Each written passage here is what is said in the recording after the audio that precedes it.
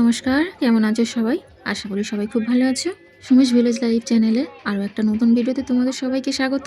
মেজো বোন আর ছোট বোন ওই বাড়িতে ছিল, তো আমি মেজো বোনকে বললাম আমাদের বাড়ির কাছে রাসের মেলা হচ্ছে, আসতে। তো বললো ঠিক আছে, ওরা দুজন আসবে আর এদিক থেকে আমি আর রোহিত যাব। কিন্তু ব্যাপারটা হচ্ছে সেদিনে ছিল রোহিতের খেলা, ওদের আসার কথা ছিল 5টায় আর আমারও যাবার কথা ছিল 5টায়। ওরা 5টার আগে চলে এসেছে, কিন্তু রোহিতের খেলা শেষ হচ্ছে না। ওর খেলা শেষ হতে আমরা বের হলাম ঘর থেকে 5টায়। তারপর মেলায় গিয়ে ওদের সঙ্গে যোগাযোগ করে নিয়ে প্রথমেই দাঁড়ালাম ভূত দেখার লাইনে। আরে না না, এগুলো ভূত নয়, ভূত দেখার জন্য তো বিশাল লাইন। এগুলো আদিম মানুষ তৈরি করেছে। আর হ্যাঁ, তোমরা বলতেই পারো যে রাস তো অনেকদিন আগে হয়ে গিয়েছে, এখনো কেন মেলা হচ্ছে? তো আমাদের আশেপাশে চারদিকে রাসের মেলা হয়ে গেলে তারপরে আমাদের এখানে শুরু হয়। এখনো হচ্ছে, খুব সম্ভবত কাল শেষ হবে। যাই হোক, ভূত দেখার লম্বা লাইন টেনে টেনে আমরা প্রায় কাছাকাছি চলে এসেছি।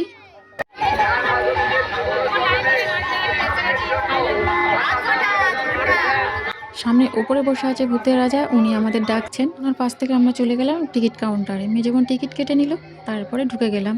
তো ব্যাপারটা হয়েছে, প্রথমে আমি ঢুকে একটা ছেলে দাঁড়িয়েছিল, আমি ভাবছি ওটা ভূত নাকি, ভূতই খুঁজে পাচ্ছি না। অনেকক্ষণ পর একটা ভূত দেখতে পেলাম আর আমার মেজবন চেঁচিয়ে উঠলো ভয়েতে।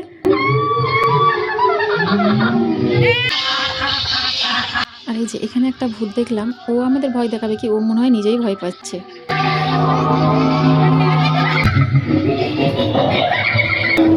আর এত বেশি লাইটিং দিয়েছে যে কিছুই দেখাই যাচ্ছে না। আর এখানে দেখো তন্ত্রমন্ত্র কিছু চলছে। আর ওই দেখো ওর পাশেও একটা ভূত আছে।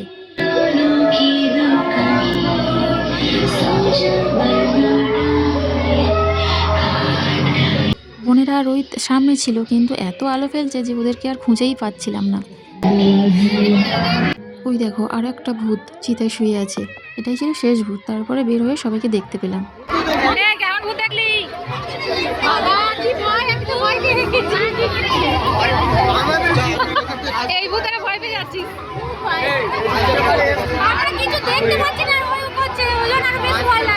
আমার তো মোটেই ভয় লাগে না, আমি মোটেই ভয় পাইনি, টাকা খরচা করে ভয় পেতে গেছিল। ভূতের ভয় তো পাওয়া হলো, চলো এবার মেলার মধ্যে যাই। তার আগে বলো তোমাদের কার কার ভয় লেগেছে এইরকম ভূত দেখে? 10 টাকা করে টিকিট আর লম্বা লাইন, ভাবা যায় মানুষ লম্বা লাইন দিয়ে টাকা খরচা করে ভূতের ভয় পাওয়ার জন্য দাঁড়িয়ে আছে। যদিও তার মধ্যে আমিও ছিলাম।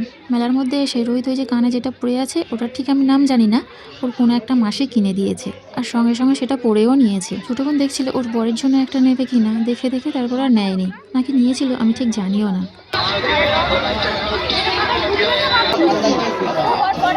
আমি তো দেখছিলাম বাচ্চাদের খেলনা বাটি, আর এই মুড়িটা দেখো আমার তো বেশ ভালো লেগেছে, ওটাই দেখছিলাম আর কি। বোনেরা অনেক কিছু কিনেছে, আমি শুধু কিনেছি একটা কানের। আর আমাদেরও বাড়ি যেতে হবে, তাই চলে এলাম তাড়াতাড়ি করে। আর বোনেরাও যাবে অনেকটা দূরে, বেশি দেরি করলে গাড়িও পাওয়া যাবে না।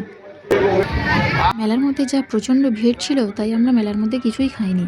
বাইরে চলে এসে প্রথমেই গেলাম ফুচকা দোকানে। যদিও এই ফুচকা দোকানের ফুচকাটা আমার বেশ ভালো লাগে, কারণ আমি আগে খেয়েছি তাই জানি।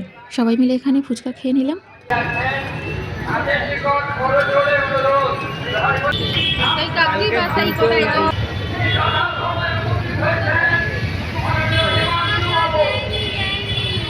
তারপরে রাস্তার পাশে ছিল অনেক জিলিপি দোকান, তো বোন এই দোকানটাই ঢুকলো। আমি ভেবেছিলাম ও জিলিপি কিনবে, কিন্তু ও কিনলো আর আমাকেও কিনে দিয়েছিল। দোকানে আপনারা মোবাইলের মাধ্যমে কিউআর কোডে পয়সা দিচ্ছেন, পয়সা দেওয়ার পরে 10 টাকা দিন। তারপর ও রোহিতকে জিজ্ঞেস করলো বিরিয়ানি খাবি, ও তো এক কথাই হ্যাঁ বলে দিয়েছে। তাহলে আর কি, ছেলে বলেছে আর মাসি খাওয়াবে না, সেটাও জানে যে ও কতটা ভালোবাসে বিরিয়ানি খেতে। চলে গেলাম বিরিয়ানি দোকানে বিরিয়ানি কিনতে। ওই যে রোহিত ঢুকেছে বিরিয়ানি কিনতে। বসে খাওয়ার সময় নেই, তাই প্যাকিং করে বাড়িতে নিয়ে গিয়ে খাওয়া হবে। তারপর কিছুটা হেঁটে গিয়ে দেখলাম মুক্কা বিক্রি হচ্ছে। মুক্কা খেতে খেতে আমরা চললাম অটোর কাছে, ওদেরকে গাড়িতে তুলে দিয়ে তারপরে আমরা গাড়িতে উঠবো।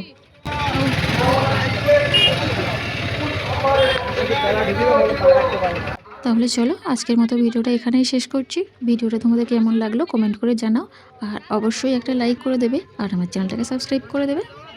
চলে যাচ্ছি।